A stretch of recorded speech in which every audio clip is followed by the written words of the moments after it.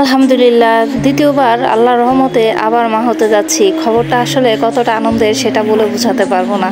প্রথমবার মা হওয়ার চেয়ে দ্বিতীয়বার মা হওয়ার আনন্দটা আরও অনেক বেশি, কারণ প্রথমবার মা হওয়ার সময় তো অনেক বেশি ভয় কাজ করে, আর দ্বিতীয়বার মা হওয়ার সময় আরও বেশি ভয় কাজ করে প্রথম বাচ্চার জন্য, যে সব রকম জার্নিটা প্রথম বাচ্চার সাথে নিয়ে কতটা সহজ হবে। তো যাই হোক, সকাল সকাল একটু টোস্ট বিস্কুট খেয়ে আস্তে আস্তে বের হয়ে গেলাম হাসপাতালের দিকে। আজকে হাসপাতালে যাব, কয়েকদিন ধরে শরীরটা খুব বেশি ভালো না, তো হাসপাতালের ডাক্তারের কাছে যেতে হবে। তো ডাক্তারের কাছে চলে গেলাম। তো যাওয়ার পথে আমাদের এদিকে রাস্তাগুলো অনেক ভাঙাচোরা, এই কারণে রিক্সায় গেলাম আস্তে আস্তে। তো তারপর মাঝ রাস্তা যাওয়ার পরে দেখি যে রাস্তা বন্ধ করে রাখছে, বহুত ঘুরে টুরে তারপরে রাস্তায় গেলাম। তো তারপরে হাসপাতালে পৌঁছে গেলাম। যে ডাক্তারকে দেখাবো সেই ডাক্তারের হচ্ছে আজকে শিডিউল নেই। যে ডাক্তারের কাছে প্রথমবার বাচ্চা হয়েছিল, তো দ্বিতীয়বার হচ্ছে সেই ডাক্তারের কাছেই গেলাম। তো ডাক্তারের কাছে যাওয়ার পরে আস্তে আস্তে লাইন ধরলাম। লাইন ধরে হচ্ছে তারপরে চেক আপের জন্য প্রথমেই হচ্ছে ওজনটা মেপে নিলাম। ওজন যা ছিল তার চেয়ে আরও 5 কেজি কমে গেছে। তো যাই হোক, সেটা ব্যাপার না। এখন হচ্ছে শরীরটা খুব বেশি ভালো না। ডাক্তার হচ্ছে এক গাদা রিপোর্ট দিয়ে দিল, এক গাদা টেস্টে দিয়ে দিল। প্রথমে দিয়ে দিল আলট্রাসোনোগ্রাম, তারপরে হচ্ছে ব্লাড টেস্টের অনেক কিছু। তো আমরা এখানে আলট্রাসোনোগ্রামের জন্য বসেছিলাম। তো আলট্রাতে হচ্ছে প্রথমে যেটা করতে হয় যে খালি পেটে আলট্রা করতে হবে, আর এক গাদা পানি খেতে হয়। তো পানি তো খাওয়া যাচ্ছে না, তো এখন হচ্ছে পানি খাচ্ছি বসে বসে। পানি খেয়ে তারপরে হচ্ছে আলট্রাতে গেলাম।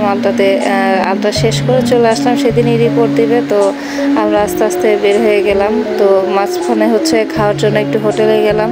তো হোটেলে যাব, এদিকে হচ্ছে আমার ছোটো বোনের ক্লাস শুরু হয়ে যাচ্ছে। তো ওনাকে বললাম 10 মিনিটের মধ্যে নাস্তা দিতে। উনি হচ্ছে দেরি হচ্ছিলো, এই কারণে আপনারা নাস্তা না করেই তারপরে হচ্ছে ভিতরে চলে গেলাম। এরপরে সব কিছু ভালো ভালো শেষ করে বের হয়েছি। এখন হচ্ছে দেখি যে রাস্তায় এখানে হচ্ছে খুব ভালো একটা সিস্টেম করেছে। এখানে এই যে ফ্যাক্টরিগুলো একটা কাপড় দিয়ে ঢেকে দিয়েছে, যেন ময়লা বাতাসগুলো মানুষের গায়ে না লাগে। তারপর অনেক দূর হাঁটার পরে রিক্সা নিলাম, রিক্সা পেলাম অবশেষে। রিক্সা পাওয়ার পরে রিক্সা দিয়ে বাসায় ফিরছি। তো বাসায় ফেরার পথে ভাবলাম যে একটু ওষুধ কিনে নেই। তো ওষুধ এখান থেকে কিনলাম না, হাসপাতালের এখান থেকে, যে বাসার এখান থেকে কিনি।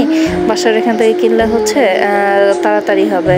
এই যে এদিকে টুনটুনিটা রিক্সার মধ্যে উঠে পড়েছে। তো রিক্সার মধ্যে উঠলেই হচ্ছে সবসময় হচ্ছে ভয় পায়। আগে ছোটোবেলা থাকতে রিক্সায় ভয় পেত না, এখন আবার ভয় পায়।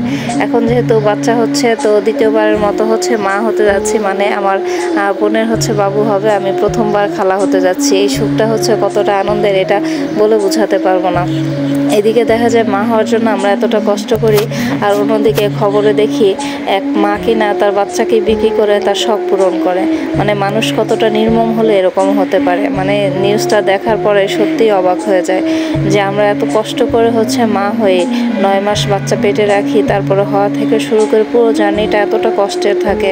কতটা কষ্ট সহ্য করে তারপর আমরা বাচ্চার মুখ দেখি, আর বাচ্চা হওয়ার পরে বাচ্চাকে খাওয়ানো, ঘুমানো সব কিছু নিজেদের দায়িত্বে করতে হয়।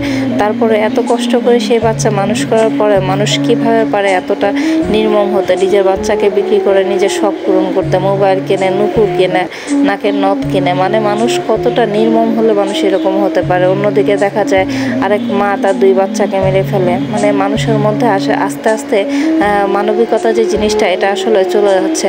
তো যাই হোক, আমরা অনেক খুশি দ্বিতীয়বারের জন্য। আমাদের বাসায় বাবু আসছে, তো বাবুর জন্য আমরা অনেক বেশি এক্সাইটেড। তো যদিও আমার বোনের শরীরটা খুব বেশি ভালো না, যাই হোক সবাই অনেক বেশি দোয়া করবেন। আর এদিকে আমার টুনটুনি ঘুমিয়ে গেছে।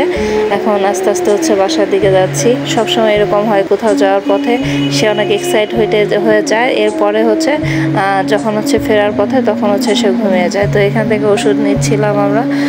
তো এই ডাক্তার ভাইয়াটা, এই ফার্মেসিতে ভাইয়াটা অনেক বেশি ভালো। তো আমরা যাই হোক ওষুধগুলো নিয়ে আস্তে আস্তে বাসার দিকে রওনা দিলাম। বাসায় ফিরতে ফিরতে সেদিন হচ্ছে সকালবেলা বের হয়েছি, বাসায় ফিরতে ফিরতে দুপুর হয়ে গেছে। যাই হোক